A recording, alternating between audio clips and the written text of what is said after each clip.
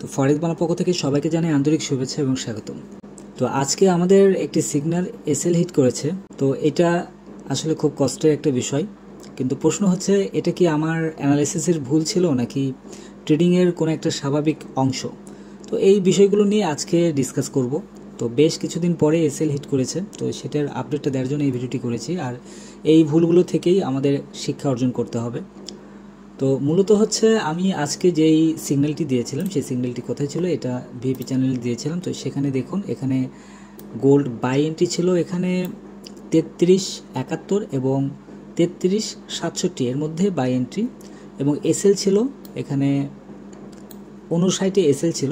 এসএলটা অনেক tight SL দিয়েছিলাম এবং সেটা একদম নির্দিষ্ট একটা সাপোর্টের কাছাকাছি এসএলটা দিয়েছিলাম। তো এসএলটা কোথায় ছিল সেটা আমি একটু দেখাই, যে এই পজিশনে হয়তো এসএলটা ছিল, এর নিচে এসএলটা ছিল। তো মার্কেট এখান থেকে এমনভাবে মার্কেট আসছে, একদম অনেক দূর পর্যন্ত মার্কেট ডাউন হয়েছে। তো আমাদের এসএল থাকার কারণে খুব অল্প সংখ্যা লস হয়েছে এসএল হিট করার কারণে। তো এখান থেকে আবারও মার্কেট আপে আসছে। তো যারা এসএল ব্যবহার করেনি তাদেরকে মার্কেট ট্রেডগুলো ক্লোজ করার জন্য মোটামুটি একটা সুযোগ দিয়েছে। তো ফরেক্স ট্রেডিং মানে 100% যে প্রফিট হবে বা প্রফিট করা যায়, বিষয়গুলো কিন্তু এমন না।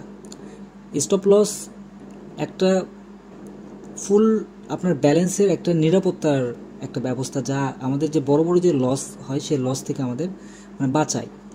আজকে ট্রেডে এসএল হিট করেছে, তার মানে এই না যে আমি আজকে একদম ব্যর্থ হয়ে গিয়েছি বা আপনারা পরপর সব সময় এসএল হিট করবেই।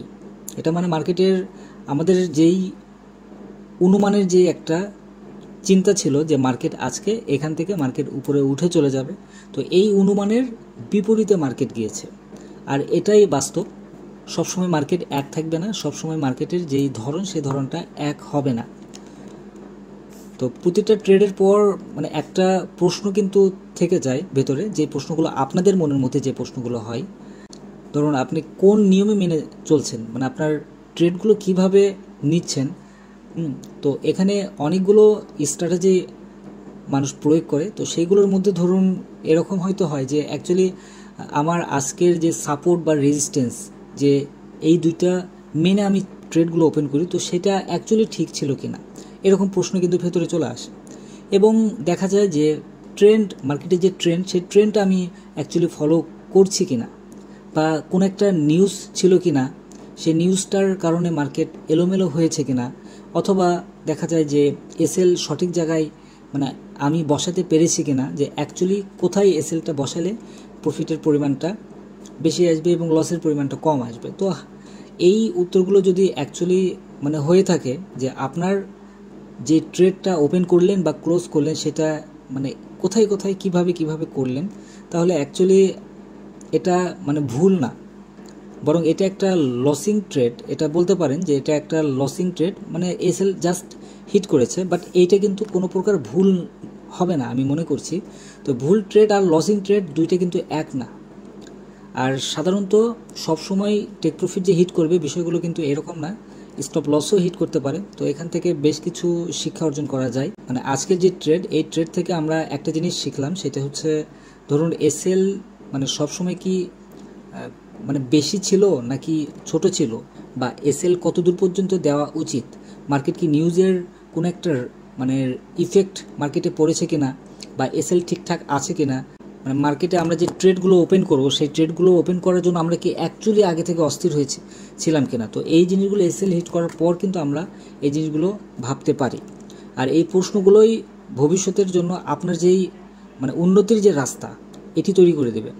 আর সব ট্রেড যে উইন হবেই বিষয়গুলো কিন্তু এমন না। সব ট্রেড উইন যদি হয়, আপনার কনফিডেন্স লেভেলটা আরও অনেক বেশি বেড়ে যাবে, তখন আপনার ফুল ব্যালেন্সের উপর হয়তো ট্রেড নেবেন, অথবা রিস্ক নিয়ে আপনি এন্ট্রিগুলো নেবেন। তো প্রফেশনাল ট্রেড করতে গেলে মাঝে মধ্যে দু একটা এসএল হিট করতে পারে, এটাই স্বাভাবিক। আর আমার সিগন্যাল যারা ফলো করেন দয়া করে মনে রাখবেন, আমি অ্যাকচুয়ালি এখানে কোনো রোবট না, আমি একটা মানুষ। আমি প্রতিটি অ্যানালাইসিস যথাসাধ্য চেষ্টা করি যেন সবগুলো সিগন্যাল টেক প্রফিট হিট করে। কিন্তু মার্কেটের কিছু কিছু মুহূর্ত চূড়ান্ত সিদ্ধান্ত নিয়ে নেয়, মানে মার্কেটটাই একদম এলোমেলো হয়ে যায়, যার কারণে মাঝে মধ্যে দেখা যায় এসএল হিট করে ফেলে। তো আপনারা যদি রিস্ক ম্যানেজমেন্টটা ঠিক রাখেন তাহলে একাধিক এসএল হিট করলেও আপনি ফরেক্স মার্কেটে টিকে থাকতে পারবেন। তো এই হয়েছে মূল ব্যাপার। আর এখানে আরও কয়েকটা বিষয় আছে, সেটি হচ্ছে যে বর্তমান প্রেক্ষাপটে যে ভারত এবং পাকিস্তানের যে উত্তেজনা মুহূর্ত যাচ্ছে, এখানে একটা বিনিয়োগকারীর মধ্যে একটা অনিশ্চয়তা বেড়ে গিয়েছে। এর ফলে ভারতীয় শেয়ার বাজার যেগুলো আছে, বড় বড় ধরনের কিছু শেয়ার আছে, সেই শেয়ারগুলো বিক্রি দেখা যাচ্ছে, যার প্রভাব ফরেক্সের উপরে এসে পড়েছে এবং গোল্ডের উপরে এসে পড়েছে, যার কারণে মার্কেটটা একটু ডাউনের দিকে চলে আসছে। আর এরকম আজকে মেজর কোনো নিউজ কিন্তু হাই ইম্প্যাক্ট এমন কোনো নিউজ ছিল না, এবং দেখা যায় যে মার্কিন যে ডলার আজকে কিছুটা শক্তিশালী হয়েছে একটা নিউজে আপনারা দেখতে পেয়েছেন হয়তো ফরেক্স ফ্যাক্টরিতে, যার পেছনে ফেডারেল রিজার্ভের যে সুদের হার, এই সুদের হারটা অপরিবর্তিত রাখার সিদ্ধান্ত এবং প্রেসিডেন্ট ট্রাম্পের যেই বাণিজ্য চুক্তির ঘোষণা যেটা ছিল সেই ভূমিকাটা তারা রেখেছে। তবে ডলারের যেই শক্তিশালী অবস্থান অন্যান্য মুদ্রার বিপরীতে এটা চাপ সৃষ্টি করেছে। আর আরেকটা বিষয় সেটি হচ্ছে ব্যাংক অফ ইংল্যান্ডের সুদের হার কমানোর প্রত্যাশায় ব্রিটিশ যেই পাউন্ডের উপর মানে প্রয়োগ করেছে, সেটার একটা চাপ সৃষ্টি করেছে। এই সিদ্ধান্তের ফলে জিবিপিও দেখবেন আপনার জিবিপি মার্কেটটাও কিন্তু অনেক ডাউন হয়েছে। আর আরেকটা বিষয় দেখলাম সেটি হচ্ছে জাপানের যে কেন্দ্রীয় ব্যাংকগুলো আছে, সেই কেন্দ্রীয় ব্যাংকের যেই হার অপরিবর্তিত রাখার সিদ্ধান্ত নিয়েছে, যা ইয়েনের যে দুর্বলতার এটি একটা কারণ আছে। মানে সব কিছু মিলিয়ে দেখা যায় যে আজকের ফরেক্স মার্কেট নিম্নমুখী প্রবণতাটা অনেক বেশি আছে। আর রাজনৈতিক উত্তেজনা, কেন্দ্রীয় ব্যাংকগুলোর যেই নীতিগত সিদ্ধান্ত যেগুলো আছে এবং বৈশ্বিক যেই বাণিজ্যিক আলোচনা সংক্রান্ত অনিশ্চয়তার দ্বারা যেই বিষয়গুলো আছে, এগুলো মানে প্রভাবিত হয়েছে। আর এই পরিস্থিতিতে ট্রেডারদের জন্য সতর্কতা অবলম্বন এবং অ্যাকচুয়ালি রিস্ক ম্যানেজমেন্ট দিকে মনোযোগ করাটা সবচেয়ে বেশি আমি মনে করছি। তো যাই হোক, এই ভিডিওটি যদি ভালো লেগে থাকে অবশ্যই কমেন্টের মধ্যে জানাবেন, আর নতুন ভিডিও পেতে অবশ্যই সাবস্ক্রাইব করবেন। ধন্যবাদ সবাইকে ফরেক্স সঙ্গে থাকার জন্য।